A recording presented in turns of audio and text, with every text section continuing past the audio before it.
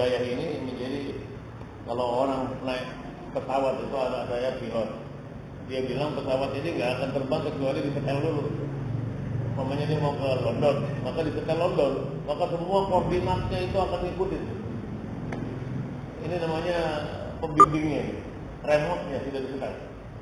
Maka udah dinaikkan ke atas, sampai atas berapa ribu, udah jalan di atas, itu nggak perlu dilihat lagi itu. Karena dilihat juga percuma, biru sudah ada arah. Maka pesawat itu berjalan di atas hidayah, petunjuk yang disetel tadi. Maka setel aja, pilot mau tidur nggak apa-apa. Kata anak saya nggak apa-apa, pilot baca koran tidur nggak apa-apa. Nanti baru kalau sudah kira-kira 1 jam mau sampai London, baru tit, nah, baru diambil alih. Karena turun itu harus dilihat. Begitu juga orang-orang ini, kalau mereka hidup yamshuna 'alal huda, kata Rasulullah, alladzina yamshuna 'alal huda, mereka orang-orang yang berjalan di atas hidayah. Kalau kita ini sudah diikat dengan hidayah, maka jalan kita menuju mati itu sudah aman. Ini kan kita semua menuju mati. Mana ada yang menuju mati? Sehari, 2 hari, sebulan, 2 bulan, setahun, 2 tahun, semua masuk kubur. Emang pangkat kita berlaku? Emang seragam kita laku? Yang laku cuma seragam kain kapal. Itu pun kalau nggak punya amalan, nggak ada iman yang betul, nggak jalan di atas hidayah, kain kapal kita busuk mengikuti busuknya daripada tubuh kita. Tapi kalau orang-orang yang berjalan hidayah, ada kemungkinan jenazahnya juga Allah lindungi sampai hari kiamat dia utuh.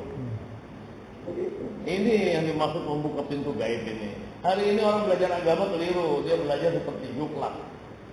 Bukan, agama ini bukan juklak. Kalau kita mau beli handphone, ada juklaknya, manual, dibuka. Agama kalau belajarnya kayak gitu gak akan betul. Karena keluar daripada fitrah. Fitrah manusia itu tidak suka dijuklak. Tidak suka. Sama dengan orang beli handphone. Hanya orang Semewan aja yang juklaknya dari halaman pertama sampai halaman akhir dibuka, betul nggak? Rata-rata orang beli handphone tuh nggak ada yang buka manual, paling sekali-sekali. Ini halaman berapa nih? Oh, dibuka. Oh. Tapi nggak ada orang yang tekun dari awal sampai akhir buka juklak, nggak ada. Karena itu nggak fitrah. Maka fitrah ini nggak, Allah mudahkan. Wa indahu mafatihul, Allah mudahkan supaya orang tahu kunci gaib ini milik Allah. Supaya orang tahu. Maka untuk mencari kegaiban itu beramal dengan gaib. Beramal dengan gaib apa? Sholat yang baru kita lakukan. Di hati kita jangan ada yang zahir, adanya yang gaib, Allah saja. Maka seluruh persoalan zahir ini dilupakan, dibuang. Sholat ini kenapa sholat manusia nggak ada nikmatnya? Karena Allah, cahaya Allah mau masuk nggak bisa. Allah ini pencemburu. Allah mau masuk nggak bisa karena di situ ada selain Allah. Tapi la ilaha illallah itu maksudnya menjamin manusia untuk mengeluarkan selain Allah, memasukkan hanya Allah. Ini jaminan. Maka dalam sholat juga kalau sholat dibawa, wah ini tadi kunci di mana ya? Wah istri saya kemana sekarang ya? Aduh uang belanja kurang, aduh bayar listrik belum. Sudah Allah nggak bakalan masuk. Maka di sini poloskan hati kita supaya masuk Allah. Maka sholat yang betul menarik kekuatan Allah. Sholat yang betul yang memasukkan hati dan pikir memasukkan kekuatan Allah. Maka ini harapan Allah, harapan Rasulullah, harapan kami orang-orang beriman. Bagaimana kita semua ini sholatnya mampu menarik Allah dalam hati kita. Kalau tidak, sholat kita garing. Karena bukan bukan menjadi rahasia lagi. Kalau kita kedatangan presiden, katakanlah barak kita di kamar kita datang presiden, itu ada bahagia? Ada bahagia nggak? Padahal presiden itu tetap bohong. Kalau buang air bau, tapi tetap saja derajatnya membuat kita bahagia, tenang. Bahkan diomongin orang kita senang. Itu tuh gila, kamarnya didatangkan presiden. Wah, semua orang memuji-muji dia. Ada apa? Kenapa dia punya hubungan baik? Ada apa? Itu baru presiden yang tukang bohong. Sedangkan Allah tidak suka Bohong, Allah raja di raja. Hebatnya melebihi langit dan bumi. Kekuasaannya melebihi seluruh kekuasaan yang ada di dunia, yang ada di akhirat. Semua kekuasaannya melebihi. Dan kalau Allah masuk, bukan cuma bangga. Keharuman surga ikut masuk. Kekuatan Allah ikut juga masuk. Berkah-berkah masuk. Kemuliaan-kemuliaan masuk. Maka orang Islam ini sholatnya itu sebetulnya dapat 5 kemuliaan. Kalau sholatnya betul-betul memasukkan Allah ke dalam hati, dia dapat 5 kemuliaan. Satu, rezekinya berkah, gak akan susah dia sepanjang zaman. Seumur hidupnya gak bakalan susah. Yang kedua, bebas azab kubur. Maka di kuburan dia sudah selamat kan. Kalau sholatnya mengambil kekuatan. Yang ketiga, lewat catatan amal, menerima catatan amal dari tangan kanan. Yang kelima, lewat sirat tazkirah. Melalui sirat tazkirah masuk surga tanpa hisab. 5 kemuliaan Allah kasih. Dan kita ini masuk kubur semua. Nanti ketemu semua tuh. Yang saya omong ini nanti semua ketemu.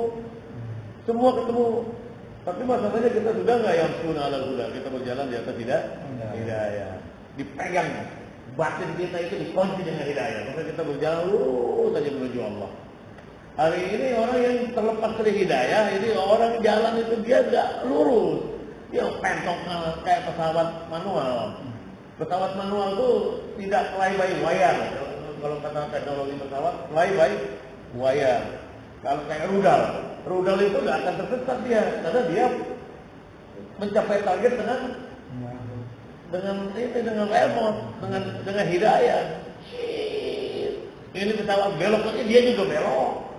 Benar nggak? Itu namanya berjalan di atas hidayah, target pasti kena.